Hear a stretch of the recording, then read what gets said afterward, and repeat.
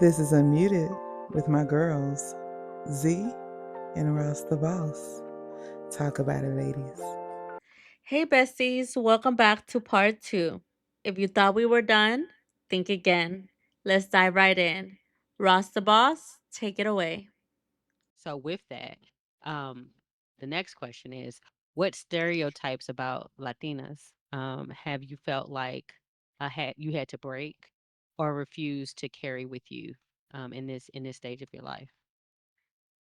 I think we've been known, like, a lot of people say, oh, Latinas are too saucy or too spicy or sometimes too, like, almost like we don't get taken seriously because we're too fun. Like if it's either we're too spicy or if we're like very like outgoing, very like, funny, like we're not taken serious because we're too funny or we're too much of a I don't know, too much maybe almost like a joke per se. So Hmm. and I say this because, when you want to be authentically yourself in every place that you go, but sometimes you have to tone it down because then you're known as the spicy or you push back too much or you know do you even know what you're doing because you just kind of sound like you're just here for a good time. And then so I think I had to break that a little bit, but not but it's hard because that's who I am, who I am, and I'm bubbly. I like to have good interactions with people. I can defend myself too if I need to. And then so but the few times that I have, like, in a sense, talked about what I believe in, and I believed in something so fiercely that when I asked for clarity, I was received with that I was pushing back too much, and that wasn't a good quality as a leader. And I'm just like, what do you mean? I was just asking clarifying questions. So then Hmm. I obviously have to tailor the way that I am in a when I'm at my job in certain environments. I have to tailor who I am because then I won't be taken seriously. I've had it where people ask me, "Do you yeah, Z, like, you can rely on her for like planning events or for like making like cute presentations, but like does she really know the business?" And it's like, what do you mean? I do know the business. I do like all those other things. I like planning events. I do Hmm. like making presentations pretty, but I also know what I'm talking. I know the business. And then it's like, but I'm not taken seriously because why? Because I come into a meeting and I smile and I laugh and so I there was a time that I just kind of wanted to change myself and just become this more serious, to be taken seriously, but I wasn't liking that. That wasn't I was miserable that year. I was miserable. I wanted to quit my job, but I couldn't because I'm a single mom. I couldn't do that, and I would cry after work because I was like, "Dang, how can I not be myself? Only for this particular boss to take me seriously, I have to be serious." And Hmm. and then realizing that no, that's not right. That only depends on certain people want to see that. And then so after that I decided, you know what, I'm gonna show you who I am, and if you don't like it, then what can I do? So I do carry myself. I do try to be myself a lot more now. And my kids always tell me like, "Mom, you're so like fearless. Like you're not shy to speak up in front of people, to be goofy."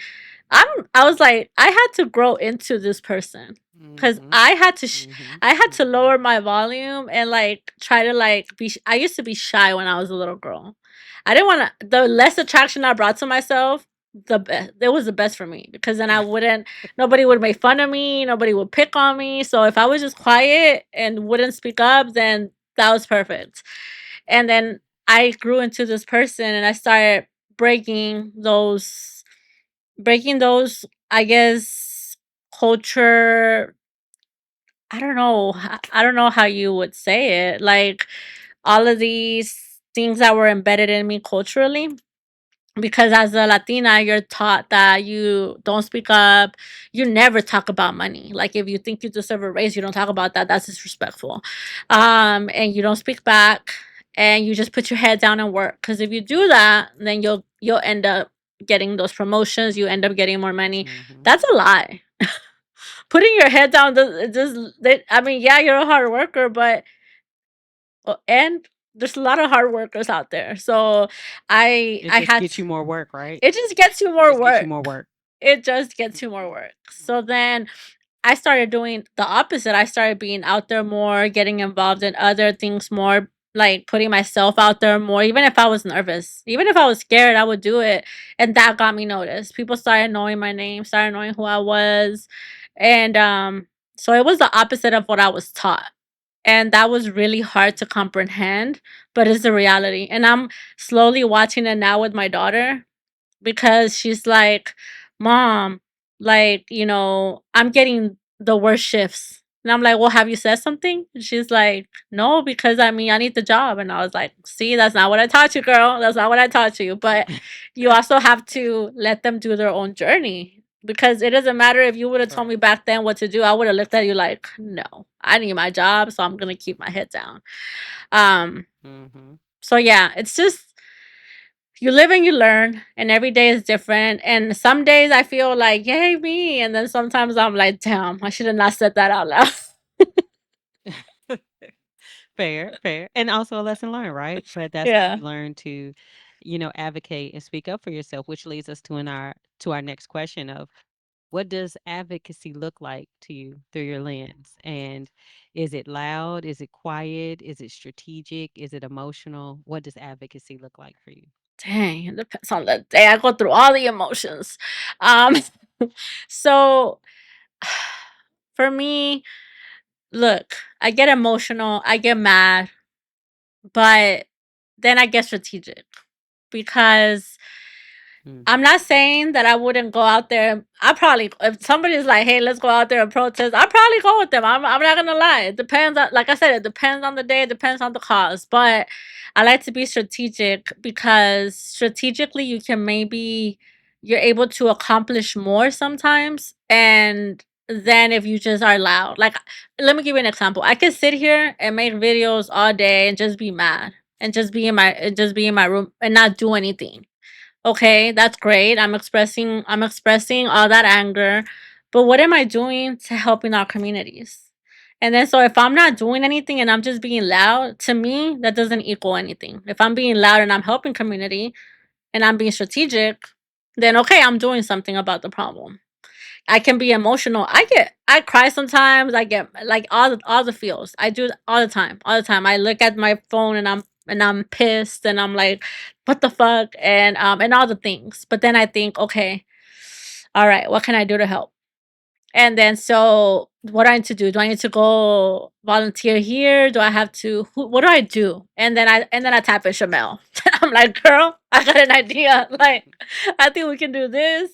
And then Mhm. that that's where the strategic part comes in, and that's where you gotta think, okay, what can I do to help our community more? And then so that's also why we created this space, and that's also why we do the things that we do. And sometimes you don't have to be the loudest in the room to make things happen. And I think Right. you and I went through it last year. I think we tried it all. we try to we try Mhm. to be loud about it. We were pissed and sad about it, and then we became Mhm. strategic about it, and that's when we really saw Right. that we can make a shake, like you say. Mhm. And then Mhm. so I think that's my answer, strategic. But I also would lie and say that the others don't kind of tap into me as well. I just think that as long as there's action behind what you do, you can't go wrong because it's okay to have a video, cry about it, talk about it, but also what are you doing for community? Because if not, then you're just talking Right. about it. And I don't know. I just think you gotta walk the walk. You can't just talk the talk. You gotta walk the walk. Absolutely. So again, along those lines, I'm telling you, you are hitting this out the park because you are lining up the next questions, friend. I just it's crazy a little bit, but how has community service transformed you personally, not just professionally? It has given me purpose. For the longest, I was just a mom and I thought that was my purpose. I thought as long as I can get these kids to adult professionals, or like not even just professionals, just in a career that they love and they can support themselves for the day that I'm not here anymore. If I can do that and make good humans, then there you go. That was it. That was my mission in life. I still think that. That's still my mission. But with being with helping out community, I never thought that my story mattered. I never would have thought that saying my story or me that I could make a difference like that. Never. I never did. I'm not gonna lie. So when I started being vulnerable, sharing my story, and people responded to it, and people were like, "You're like an inspiration, and you're this," I was like, "Dang, well, that's news to me." Like, I'm just a mom. I just like I don't. I'm nobody. And then so for the longest, I didn't think that I was anybody that anybody would look up to, maybe just my kids. And then so now in this space, I feel like I found purpose. I found a passion. This podcast is a personal passion. I'm doing it with you, a really good friend, my sis, but I'm also doing it for myself because all everything that I went through in life is almost now I can share it and pay it forward, and I can help Mhm. somebody else. I thought if you would have asked me when I was 10, where are you going to be right now? I probably would tell you married, housewife, stay at home mom. That was it. That's what I was getting trained to be. And then so now if you tell me, Z, you could be a stay at home mom and not do anything, I would look at you like I am not doing that. I'll stay home, So, but I'll be working. I'm gonna do my podcast. I'm gonna go help a mhm, nonprofit. So I mhm, found that sense of like my passion, and I had lost that a long time ago because it stopped being about me, and it was a lot about my kids, and now it's about them, but it's also about me, which is good and healthy, I think, mhm, because one day they're gonna ditch me. They're already getting to that point where it's like, "Mom, go do something," and it's like, and then what is my purpose? And then so community, helping community and being involved in community is my purpose. And I plan to do that until my last breath on this earth. yep, that is awesome. And again, the answer that I thought you were going to give for this question. Yeah. Acceptable. Awesome. So, yeah, now I'm going to tap in to to to asking you for some advice. Okay. Oof. What conversation about womanhood do you wish more women were having openly? Mm, I think that's a good one. I wasn't ready for that one. But I think Mhm, something that I wish that was spoken more openly about was how much harder we have it in life. And why I say that. We sometimes get sold this dream, and it's not a bad dream, it's a good dream. But if you go to college, you get your degree, that's it. You made it. You're gonna be up there, you're gonna make good mhm, money. Boy, is that far from the truth. Because then you come into the issue that you don't have experience. Or honestly, because we are women, we get paid less, and you see it, and it's very unfair, I think, because then we have to take the back seats to so much. I remember vividly working 12 hours a day at one role that I had, and then I had my peers who did the bare minimum, and I was still being told that I wasn't doing enough. And I was looking at the male partners, peers that I had, and they were not getting the same coaching that I was getting. So it just wasn't making sense. mhm, So there's still a lot of bias out there, and I hate that we talk about women, but it's like we're still not getting equal pay. We're still not getting the same opportunities. But when somebody wants to speak out about it, oh no, that's we're working on that. I don't think so, mhm, personally. I think it's a thousand times harder. And then the expectations for a woman are up here because even though you work, you still have to be a mom, you still have to be a wife, you still have to cook, you still have to clean, you still got to do all these things.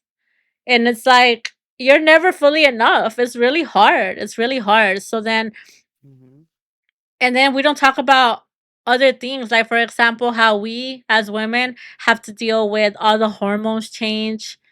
We have like all these things that go on with us, but you're still expected to every day of the month, mhm. every day of the year to be at your top self. Sure. And if that's not it, if you're off by one, then you're off. And it's like, what? But my peer leaves early and his team is not doing well, but I'm the one in trouble. Wow. So I think Mhm. I think that still hasn't changed. I think that us women were held at a different type of scale, and we think that because of history and everything that has happened that that's not the case. But what's the difference? The difference is that yeah, we get to work now. Yeah, we get to wear pants now, but we're still you could be you could have two people, a woman that's super educated and a man that just got their degree and has a little bit of experience, and I bet you, depending on who he is, he's probably going to get paid more than that girl. And that's just the reality of it. And it doesn't get spoken about enough, and when you do try to speak about it, you get shut down because that's not a good look. Absolutely. And I think to add to that, and I would really love to hear your perspective on this because our lives are very similar in upbringing because I know that you have brothers, right? Mm, So that part, right? yeah. You start to think about body counts and boyfriends and well, relationships and all of those things that seem like double standards and are celebrated when it comes to when men folk get to Hmm. are of age to navigate those things and what that looks like for you as the only woman, right, Yeah. in the Yeah. house. Can you speak to that a little bit? Yeah. I think, yeah, the standard. Well, that's what I was talking about, and that happened in my household as well. Like, I'm not judging my mother; it is what it is. But I was expected to clean, help around the kitchen, do all these things, and my brothers just they could just chill. And then when it was time to like hang out, they could hang out, and I couldn't. Like I had responsibilities. I couldn't do it. To this day, I think the expectation in my mom's eyes for me versus my brothers is crazy. Cause I'm expected to hit all these points and do all these things, and then I kind of check in with them, and I'm just like, so what about y'all? Did y'all get like this whole lecture? And they're like, oh no, we're chilling, and it's like, huh? Mhm. And and you always hear, because you're a woman, you have to do this. Mhm. Because Mhm. so that yeah, I think that still hasn't changed. And like for example, I noticed like a trend. Like even for example, my brother, he has 5 kids, for our girls, my nieces, and he just had my nephew, my first nephew, and then my daughters brought it up. They're like, "Mom, you could already tell that because he's a boy, he's gonna be favorited." She's like, they're like, just watch, and then it's gonna be like a different standard, like a difference. And then I paid attention, and I was looking at my mom the other day. Not that she does it for wrong, and she doesn't make anybody feel bad, but you could just tell. And I'm just like, and that's where we go back to that. Women are expected to do so much more than men, and that's a reality. Like if my brothers come to my house, and that's just something that was embedded in me. Like it's not even that they're like that, but I used to serve them. When I was little, I would cook, serve them. When they come to my Mhm. house, the expectation is I'm cooking, I serve them. They don't ask for it, but that's just how I grew up, right? And then so Mhm. I do think that culturally, the stakes are definitely different, and that hasn't changed, I don't think. Yeah. And then guess what? When my mom needs something, guess who she calls first? Mhm. Mhm. Yeah. Definitely understand that. Definitely understand that for your girls, and I definitely want to do a special call out to your bonus baby. So within your relationship, you got a bonus baby, in the mix. So the question that I have for you is that as your girls, watch, you grow into the woman that you're becoming in years from now, what do you hope that they say that you modeled for them to be the women that they will become and eventually are? I hope that they can be strong empathetic, but that they don't take no shit. 'Cause Mm. I Mm. told them I told them all the time. I was like, "Okay." I was like, "It's okay to be empathetic, to have a good heart, but you also have to stand up for yourself."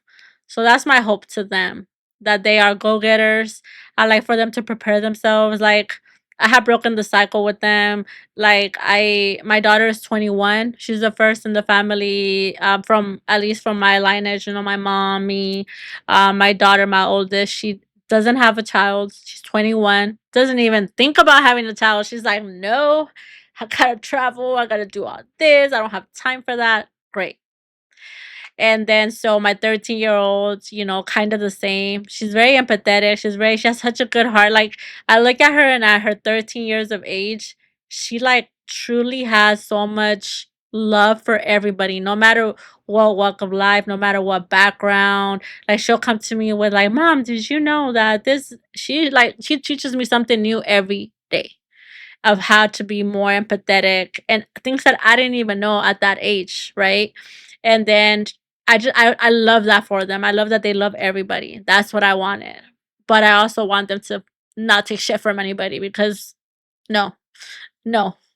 So that's my goal in life. If I can accomplish those two things, that would be great, because, you know, as you know, back in the day, I'm pretty sure if we talk to our grandparents, you would a lot women would take a lot of shit. You would get beaten on, you'll get cheated on, all the things, and you would stay with that husband Mhm.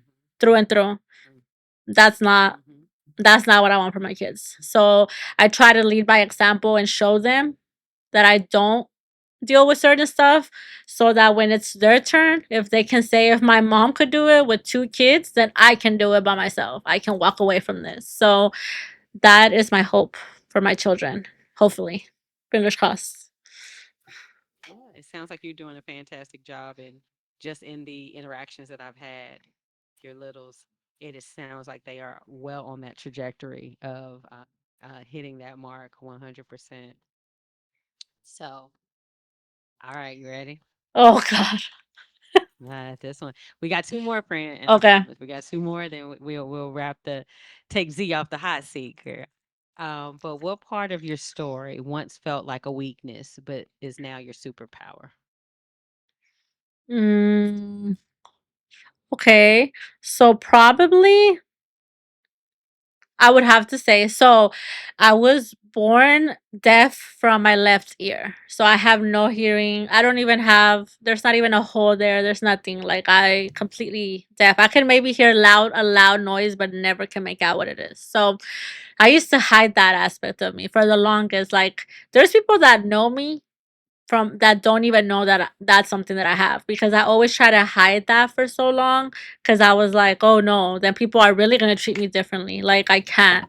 So for the longest, I didn't say it, because it was like I was ashamed of it. I was like, oh my gosh. So now on top of it, not only do I get made fun of because I'm a little darker than most of my classmates, or because my clothes, because my mom back then, we didn't have money, so it wasn't like we could dress in the latest style. It was like whatever you could get, right? So I would get made fun of because of that, and I was like, and to add on that I can't hear from one ear, no, absolutely not. So that used to be one of my weaknesses, that I was like, people will treat me different. I don't want to be treated different. And then it became my superpower, because once I started speaking about it, people were like, "So you're trying to tell me this whole time?" And I was like, "Yeah." And they're like, "And you still got good grades even though you were sitting in the back?" And I was like, "Yeah. I just had to concentrate really hard and make sure that that right ear was, uh, was I listening. just had to focus I real just had to good. I just focus had to really good." focus. And then so I think that only taught me that your disability is not your weakness, it's your superpower. And it wasn't talked about enough. I love that now it's really being talked about, because I hear people that talk about it now. And some I've gone to conferences, and I've met people that are deaf from the left ear like me. And then we're like, oh my god, like, you don't even know that you have a community out there, because you feel so lonely in that moment. So I'm glad that it's being spoken about a lot more. Um, And I think that is my superpower because I was able to accomplish everything that I've accomplished, even with that disability that was supposed to bring me down. My mom wanted to operate when I was little, and she was told that one wrong move and I could be paralyzed from that side of my face. So she was like, "Nope, nope, we're gonna figure it out." And now, even if somebody told me, "Hey, we'll do surgery, you'll be fine," I wouldn't want to do it anyway because that's what makes me me, and it's gotten me this far. So we're gonna keep it as is. Said we're gonna keep rocking. We're gonna keep thugging. We're gonna keep Yeah, thugging. yeah. Just as long as the right one's still working, because if not, y'all, my daughter's telling me, "Mom, have you tried to learn sign language?" I was like, "Girl, no, I should. I Mm. should. I think we all should, 100%."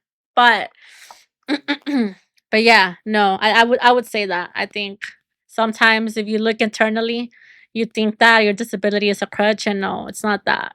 That could be your superpower. Nice. Thank you for the share, friend. And this is the final question that I have for you in the hot seat. Oh Are gosh. you ready? Okay. If you had to define your identity in 3 words, what would they be? Hmm. I would say, I would say strong. Um, I would say hardworking, and I would say,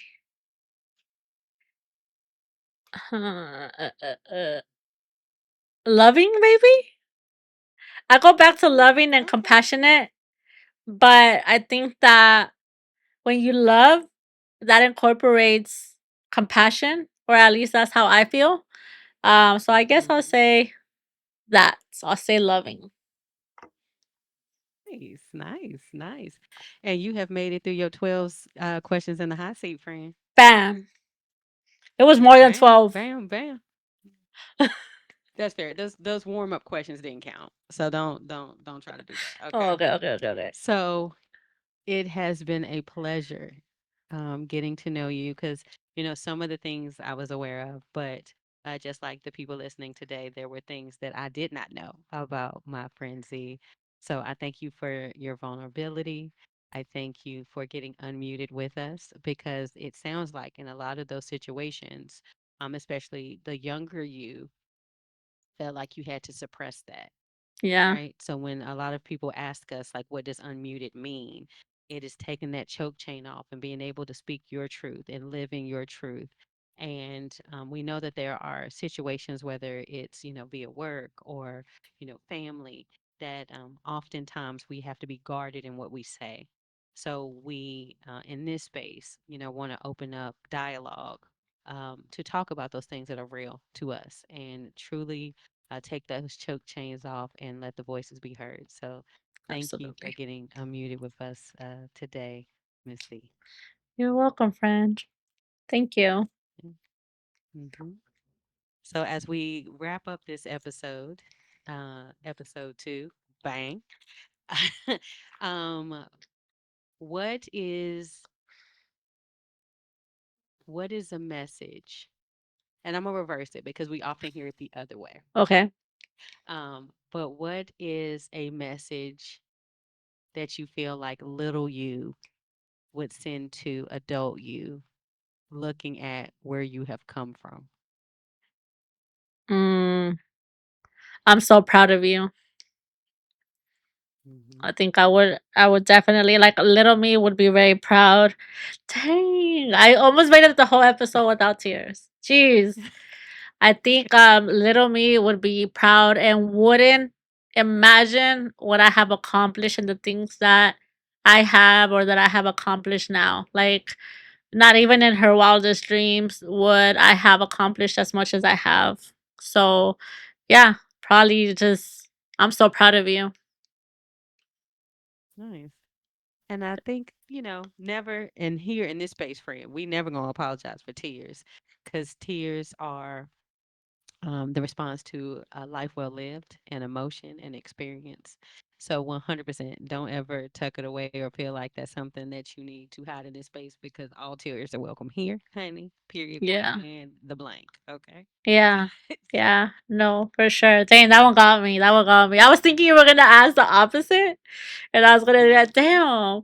I would say the opposite. I would say be nicer to yourself. Cause I was just you look back and I was so mean to myself. I used to like think that I Mm-hmm. was like ugly or that I was like so different. I just like was mean to myself. And so I was preparing myself for that, not the opposite. Mm-hmm.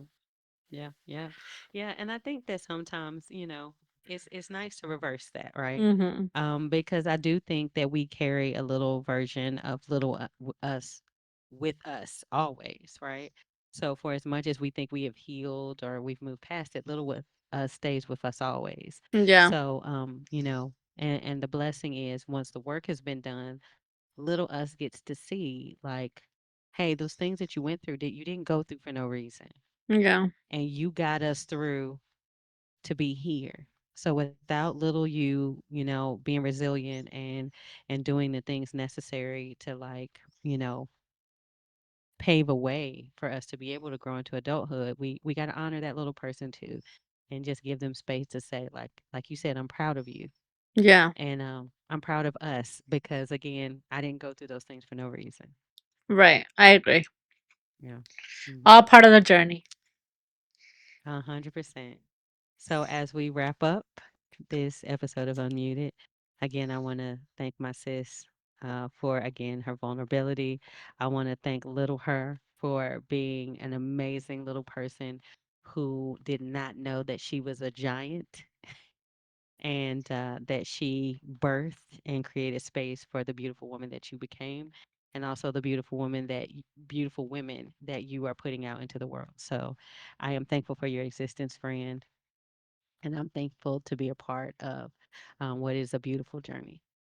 Thank you, friend. Love you. I love you too. So as we wrap this episode, we're not going to leave with an affirmation because I think a life well lived is affirmation enough today. Okay. So Amen. again, sending all the hugs and love into the world. Love, love, love, love, love, love, love, honey. And we will see y'all next episode. Check us out. Where Ross the Listen boss up. will be in the hot seat. Hey, I'm ready. Bye. Bye. Don't forget to like, share, follow, and subscribe. And always staying unmuted.